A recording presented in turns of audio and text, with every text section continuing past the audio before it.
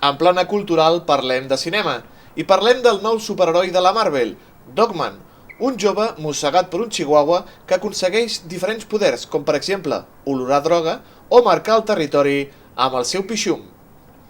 La prestigiosa companyia americana de còmics Marvel ha anunciat un nou projecte per aquest any 2013, Dogman, un nou superheroi encarnat per l'actor Jason González, un conegut actor de serials sud-americans que salvarà el món de l'atac d'un grup de gats xinesos liderats per la terrible Pollo Almendala Woman, paper que interpretarà l'actriu oriental Halle Bailey.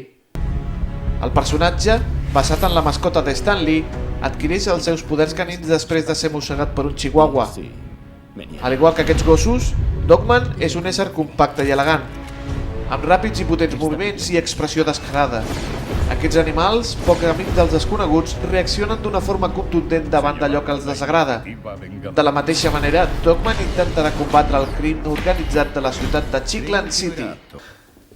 Pues estuve trabajando more time, mucho tiempo en el papel del Chihuahua, ¿no? Y estuve un mes y algo metido en una caja de un transportín de animales, ¿no? Child's Housewife. Y comiendo comida, pienso, y demás. Estuve hospitalizado incluso por esta comida.